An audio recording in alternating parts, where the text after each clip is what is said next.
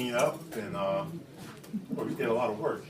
You know, I have 25 prints that's up, and actually there's probably about 15 more that I didn't get a chance to frame and put up. And then there's some small ones too, like the football player and the basketball player and the dancers and stuff that were like small prints that I did. If you're not familiar with linoleum block prints and the process that these are done, it's a really painstaking process. Well, it's a little bit easier for me now, but you start off with a piece of wood that has linoleum on it, and then you actually draw the image on the actual linoleum, and then you have tools, and you actually carve out the image on the linoleum. And after you have the image, you have to work in reverse too, because when you print the image, it's in reversal. So you carve out the image, all the detail, and then you take a sheet of paper, white paper or whatever color paper, you can put that over top of it, and then you run it through a printing press. I have a printing press in my studio, and the pressure of the rollers of the press transfers the image onto the sheet of paper. And like I said, when you get it, it's in the reverse of the process that's on the actual plate. So you have all these plates with all these images and things on it. And then you can only get so many images out of a plate, so that's where the limited edition comes in. I have a question. So, can you change the colors? Yes. Yes. Okay. Like if you see the color print, the one of Elijah Pierce, that's up there. So that's 3 colors. Oh, wow. So in order to do 3 colors, then you have to make 3 plates.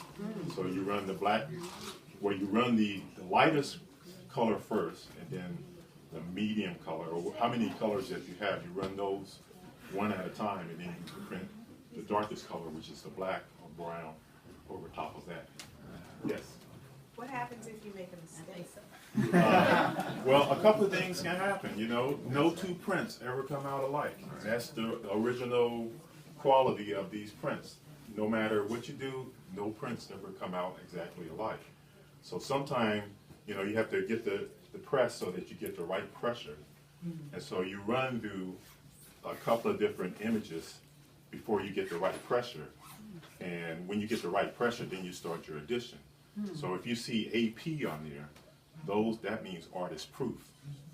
So those are the proofs that the artist made in order to get the right pressure. But a lot of times, by the time you get the right pressure and everything's set up, you're tired because you're rolling this. Oh my God.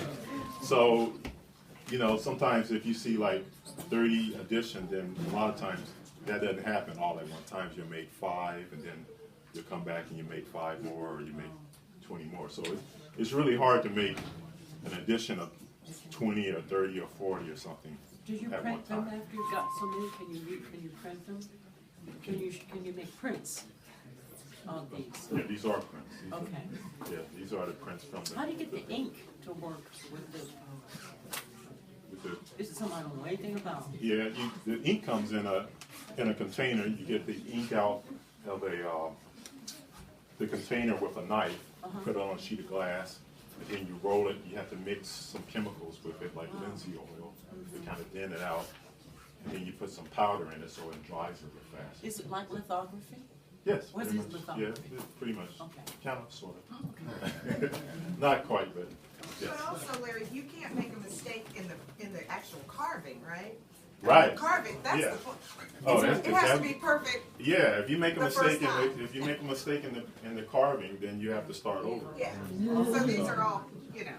Yeah. Yeah. You either start over again or you adjust to it. You make that to negative space. Larry, there were a couple times when you were, you got it all done, and then somebody said, "Oh, but could you just do this a little bit more?" And how did you deal with that when you were working on the wall? Well, a lot of times, I mean, I used to work for a publishing company, and I used to work in the art department. And so, you know, a lot of times artists are pretty sensitive about making changes to their work. But if you work for a company or you know, for clients and things, then you have to know that you have to kind of adjust to whatever the client wants. So I think by my past experience, then I was a little bit more prepared to make changes than, you know, say some other artists who wanted to stick to their integrity of their work. So, and I didn't mind. It was, I mean, it was different things that I think needed to happen. So, Some minor. yeah. I just want to thank you and Kojo for the beautiful historical wall that we have. Thank you.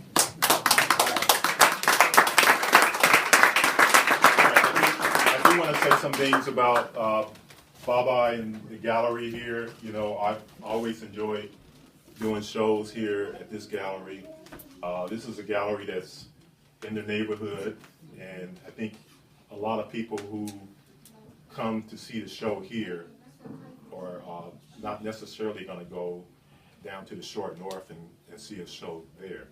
So I think this is a good opportunity for a lot of people, a lot of kids coming to this gallery and stuff. And so I always felt like it was a great privilege to show my work in this gallery. And I always liked what Baba was actually doing with this gallery. And so, yeah, I think, you know, guys should support this gallery. Come and bring some more people out and show them the show, you know. And, yeah, you know, and I would like to say, you know, all the works are for sale. All right, like this set was saying, you know. So, you know, and it's from, I should say this too, you know, I've been exhibiting in Columbus for a long time, and Columbus is a hard market. You know? Yes. I mean, because you'll have people who come out and they'll support, you know, they'll come out to the exhibitions, but, you know, the artists are always trying to figure out what's the right type of balance in order to get their work sold. And so, you know, it's from you all buying the work that helps us to buy the supplies to make more art. And plus, if everybody start buying the artist's works, then the artist becomes more well-known and more respected. And then anytime that happens, your work goes up in price. So if you buy a print, you know, for a certain amount, then, you know, the more and more that artist starts to sell the work, the more and more your work starts to appreciate. I mean, I wish that I had bought a piece of Amina's work when it was a lot cheaper. And I think about Elijah Pierce's gallery. His barbershop was right around the corner from where I went to school. I could have walked over there at any point in time and probably bought a little wood carving or something. But now, you know, those pieces are selling for like thousands and thousands of dollars. I couldn't even think about buying an Elijah Pierce piece. But I'm saying that to say, if you buy a piece now, the more fame I'll get. And then, I mean, I'm serious, you know, and that's the way it works. But if you just come and you say, oh, that's nice, I mean, it's not a lot of money, so it will be later on. Okay? All right. Give him a big hand, big hand.